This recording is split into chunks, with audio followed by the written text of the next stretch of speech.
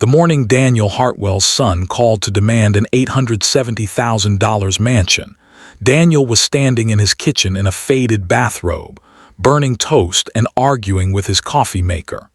It was the most ordinary Tuesday of his life, right up until it wasn't. "Dad," Marcus's voice came through the phone like a verdict. "Serena and I found the house, the one in Clearwater Pines. We need you to buy it for us." Daniel pulled the phone away from his ear and stared at it, as though the screen might explain what he just heard. Then he put it back. "Say that again." "The house, Dad, $870,000, it's perfect. 4 bedrooms, 3 baths, pool, the whole thing. Serena's already in love with it." A pause. "We can't afford the down payment right now, so we need you to cover it, the full amount." Daniel set down his coffee mug very slowly, the way a man sets down a glass he suspects might shatter. "Marcus," he said, choosing each word with surgical care, "you just asked me to buy you a house. For the family, Dad, for your grandchildren someday." "You don't have children." "We're planning to." The toast popped up, black at the edges. Daniel looked at it. He looked at the phone. He thought about the 31 years he'd spent building Hartwell, contracting from a 2-truck operation into a company worth respecting, not worth flaunting, but worth respecting. He thought about the house he himself lived in, a modest 4-bedroom colonial that he'd bought for $340,000 in 2004 and paid off with bleeding hands in 7-day weeks. He thought about Marcus growing up in that house, watching his father work, seemingly absorbing none of the lesson. "No," Daniel said. The word landed like a stone in still water, and the ripples changed everything. Marcus Hartwell was 34 years old, handsome in the loose, effortless way of men who have never had to fight for much, and married to Serena Voss Hartwell, a woman who confused wanting things with deserving them.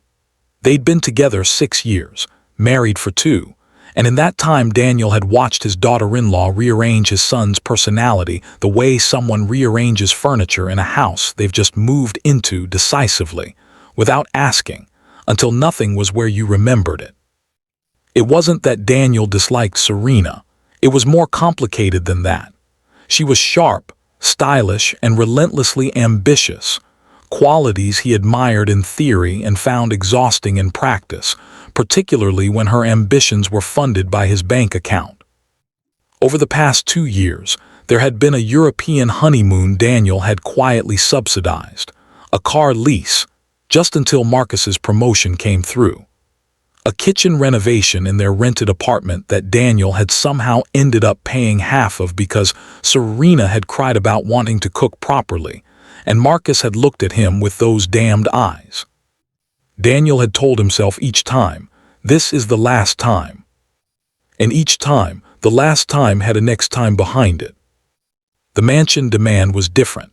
Not in kind, perhaps. It was the same species of entitlement, just grown larger, bolder, more certain of itself. What made it different was the casualness of it. Marcus hadn't asked. He hadn't even framed it as a request. He had informed Daniel, the way you inform someone of a meeting time or a flight number. "We need you to buy it." As though Daniel's money was a resource they were simply drawing from, like water from a tap. The no, when it came, surprised everyone, including Daniel himself. The silence on the phone lasted 4 full seconds. Daniel counted them. "What?" Marcus said. "No, I'm not buying you a house. Not that house, not any house." Daniel sat down at his kitchen table, suddenly tired in a way that had nothing to do with the hour. "Marcus, you make good money. Serena makes good money. You've been renting the same apartment for 3 years because you keep spending what should be your down payment on other things. I'm not going to solve a problem that keeps existing because neither of you wants to address it. Dad, this is family. This is investment. It's an $870,000 investment in a house you picked without asking. If I had $870,000 to give you." "You do, though." Marcus's voice shifted, acquiring an edge Daniel didn't like. "You sold the Denton contract last year. I know what that was worth." The air in the kitchen went very still. You've been watching my business finances, Daniel said. I just people talk, Dad. Word gets around. You did well, really well, and we're family. What's the point of having money if you don't use it for family? Daniel thought about his father, who had worked the line at a textile mill for 38 years and died with $14,000 in savings, and a dignity so complete it was almost architectural. He thought about what his father would say, hearing this conversation. He thought the old man would probably say nothing, because some things speak loudly enough on their own. The point, Daniel said carefully, is that it's mine, I earned it, and what I do with it is my decision, not yours. He took a breath. I love you, Marcus, I'm not buying the house. He hung up. His hands were not shaking. He was mildly surprised by that. What happened next unfolded over 3 weeks, and it was, in its own way, instructive. First came Marcus's silence, 4 days of it, pointed and total, the kind of silence that's meant to be felt. Daniel felt it, noted it, and went about his business. He met with his accountant. He had dinner with his old friend Pete Calloway, who'd retired the year before and seemed happier than any man Daniel had ever known. He repainted the fence along his backyard, a project he'd been postponing for 2 summers. Then came Serena. She called on a Thursday evening, her voice carefully arranged into something warm and reasonable. She wanted to talk, she said. She thought there might have been a misunderstanding. She didn't want there to be tension in the family. Daniel listened politely through all of it, the way you listen to a presentation you've already decided against. When she finished, he said, Serena, I think Marcus explained my position clearly. I'm not going to change it. But Daniel, I hope you find a house you love. I genuinely do. I'll always be happy to help you and Marcus think through finances, make a plan, look at what's realistic. That offer stands. He paused. But I won't be purchasing the property. Another silence, shorter and sharper than Marcus's. I see, she said, and then, this is going to be hard on Marcus.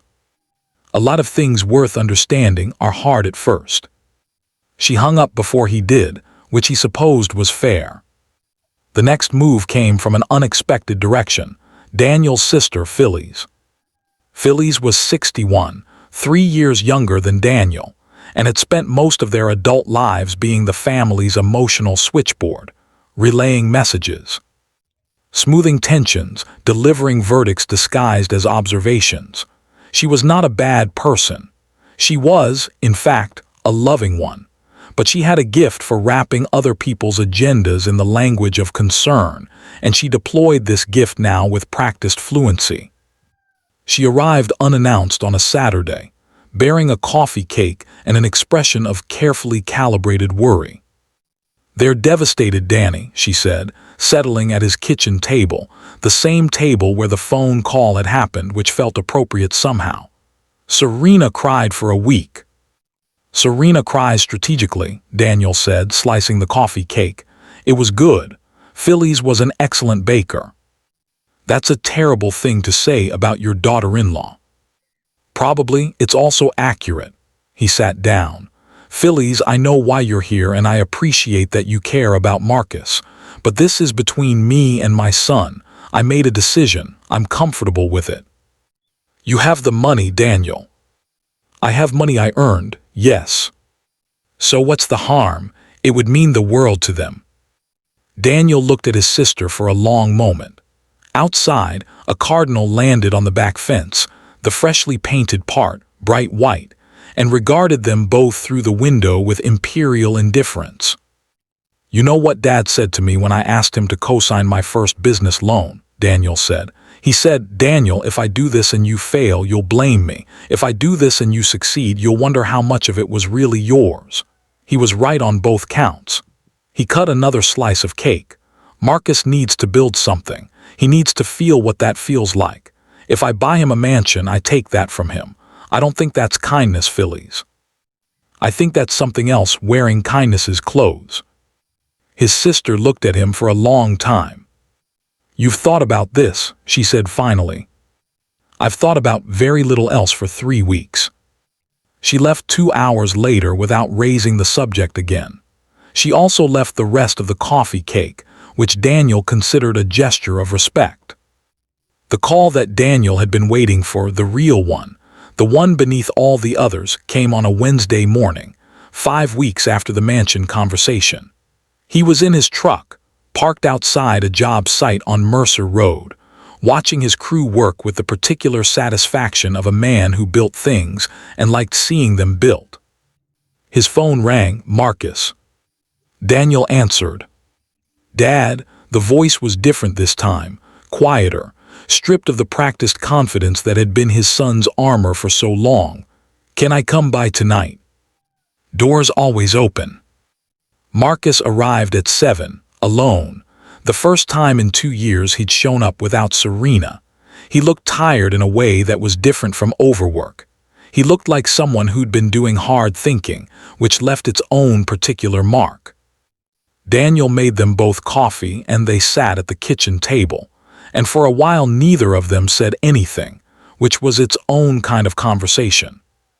I talked to Dave Kowalski, Marcus said finally, at the bank, about our actual finances, what we actually have. He wrapped both hands around his mug. It wasn't a comfortable conversation. No, Daniel agreed, those usually aren't. We've spent, Marcus started again. We've been spending like we make more than we make, not wildly, but consistently, and it adds up. He looked at the table. I knew it, kind of, but I didn't want to look at it directly, so I just didn't. And the house was going to fix that. The house was going to make it real, make us official. Marcus looked up. Make me feel like I'd made it even though I hadn't. Daniel was quiet. The refrigerator hummed. Outside, a neighbor's dog barked once and was silent. When you said no, Marcus continued, my first reaction was I was furious, Dad. I thought you were being cruel. I thought you didn't trust me or didn't love me or were punishing me for something. He shook his head. Serena thought all of those things too, louder. And now? Marcus was quiet for a moment. Now I think you were the only one being honest with me about what I actually needed instead of what I was asking for. He met his father's eyes, which was someone to tell me the truth. Daniel felt something loosen in his chest, slow and quiet, like a knot that's been working itself free for weeks. I've been telling you the truth your whole life, he said gently. Sometimes it takes a while for the signal to get through. Marcus almost smiled. Yeah, well, I wasn't great at receiving it. What happened in the months that followed would not make a dramatic film. There were no explosive reconciliations, no tearful group embraces, no moment where Serena appeared at Daniel's door transformed. Reality rarely works like that. What happened was quieter and more durable. Marcus and Serena sat down with a financial advisor, a real one, not the vague future intention of one, and built an actual plan.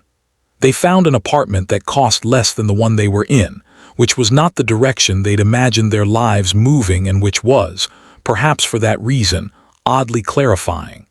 They started saving with a deliberateness that had been absent before. Marcus picked up a side consulting project. Serena, whose pride was considerable but whose pragmatism turned out to be equally so, took on freelance marketing work she'd previously considered beneath her. 6 months after the mansion call, Marcus came by Daniel's house on a Sunday afternoon and helped him fix the garage door that had been sticking since February. They worked side by side for 2 hours, saying little, and at the end Marcus stood back and looked at the door swinging clean and even on its track and said, "There's something satisfying about that." "Yes," Daniel said, "there is." They had dinner afterward, the two of them, reheated chili and cornbread that Daniel had made the day before, and they talked for 3 hours about the business, about Marcus's grandfather, about what it felt like to build something with your hands versus your ambitions. It was the best conversation Daniel could remember having with his son in 15 years, maybe longer. Daniel did not think he had been a perfect father. He had been absent in the years when the business was hungriest, present but distracted in the years after, better when Marcus was an adult than when he was a child learning to become one. The ledger between them was complicated, as all parent-child ledgers are, but he believed, sitting across from his son that Sunday evening, that he had gotten this one right. Not because he was hard or selfish or indifferent to his son's comfort, but because he had loved Marcus enough to refuse him, to say no as an act of faith, a wager on the man he believed his son could become. The mansion in Clearwater Pines sold in 11 days. Daniel saw it listed in a real estate circular, then saw the sold sticker across the signed photograph a week and a half later. He felt nothing in particular about this except a mild relief, the sensation of a door closing that had been left ajar too long. He did, in December of that year, write Marcus a check. Not for a house, for $10,000 earmarked specifically as a contribution to the down payment fund, to be used when Marcus and Serena had saved enough to make up the rest on their own terms. He gave it to his son in person, over the same kitchen table where everything had started, and he said nothing ceremonial about it. He just slid it across the oak surface and said, "For the fund, when you're ready." Marcus picked it up and looked at it for a long time. "You didn't have to do this," he said. "I know," Daniel said. "That's why I wanted to." The morning Daniel Hartwell refused to buy his son a mansion, he was burning toast and arguing with his coffee maker. It was the most ordinary Tuesday of his life. But the extraordinary thing about ordinary Tuesdays is what they can become, if you're willing to say the hard thing, hold the difficult line, and trust that love sometimes looks nothing like what the person you love is asking for. Sometimes it looks like a closed door. Sometimes it looks like a check written a year later, when the lesson has had time to become wisdom. And sometimes, on a Sunday afternoon, over reheated chili, with a garage door swinging clean and true on its track, it looks exactly like what it always was. A father and a son, finally speaking the same language,